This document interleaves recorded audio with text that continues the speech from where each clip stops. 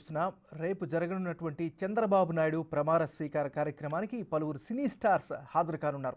ఇప్పటికే చిరంజీవి, రామ్ చరణ్లకు ఆహ్వానం అందింది. కాగా ఇప్పుడు మరొక ప్రత్యేక ఆహ్వానితుడిగా సూపర్ స్టార్ రజనీకాంత్ను ఆహ్వానించారు. అలాగే అల్లు అర్జున్, మోహన్ బాబు, జూనియర్ ఎన్టీఆర్లకు ఆహ్వానం అందింది.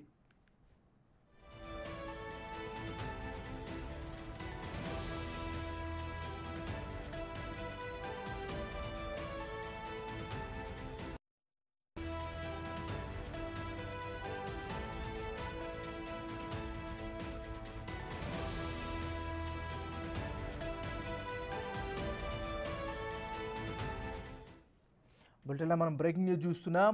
రేపు జరగబోయేటటువంటి నారా చంద్రబాబు నాయుడు ప్రమాణ స్వీకార కార్యక్రమానికి పలువురు సినీ స్టార్స్కి హాజరు కానున్నారు. ఇప్పటికే అందుకు సంబంధించి చిరంజీవి, రామ్ చరణ్కు ఆహ్వానాలు పంపించారు. కాగా ఇప్పుడు మరొక ప్రత్యేక ఆహ్వానితుడిగా సూపర్ స్టార్ రజనీకాంత్ను ఆహ్వానించారు. అలాగే అల్లు అర్జున్, మోహన్ బాబు, జూనియర్ ఎన్టీఆర్లకు కూడా ఆహ్వానం పంపించారు.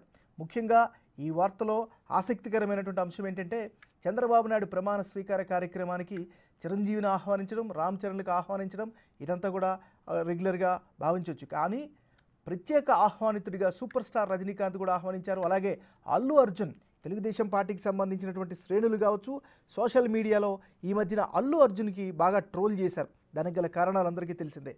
మరి ముఖ్యంగా మోహన్ బాబు కూడా గత ప్రభుత్వాలు అంటే 2014 నుంచి 2019 వరకు తెలుగుదేశం పార్టీ ప్రభుత్వం అధికారంలో ఉన్నప్పుడు చివరిలో అంటే 2017-18 నుంచి మోహన్ బాబు చంద్రబాబు నాయుడికి వ్యతిరేకంగా మాట్లాడారు.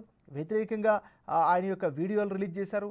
ఆయన గతంలో జగన్మోహన్ రెడ్డికి సంపూర్ణ మద్దతును 2019 ఎన్నికలకు ముందు ఆయన ప్రకటించారు.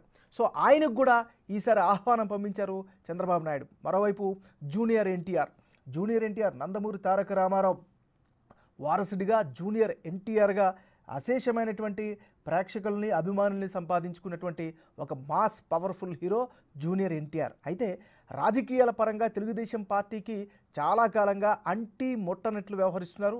మరీ ముఖ్యంగా తెలుగుదేశం పార్టీ కష్టకాలంలో ఉన్నప్పుడు, మరీ ముఖ్యంగా చంద్రబాబు నాయుడు అరెస్ట్ తర్వాత జూనియర్ ఎన్టీఆర్ ప్రవర్తన సరిగా లేదు అంటూ తెలుగుదేశం పార్టీకి సంబంధించినటువంటి కార్యకర్తలు, నాయకులు చంద్రబాబు నాయుడిని అభిమానించేవాళ్ళు, అదేవిధంగా తెలుగుదేశం పార్టీకి సంబంధించినటువంటి సానుభూతి పరులందరూ కూడా జూనియర్ ఎన్టీఆర్కి వ్యతిరేకంగా అప్పట్లో ట్రోల్స్ చేశారు. అయినప్పటికీ కూడా ఆయనకు కూడా ఈసారి ఆహ్వానం పంపించారు చంద్రబాబు నాయుడు.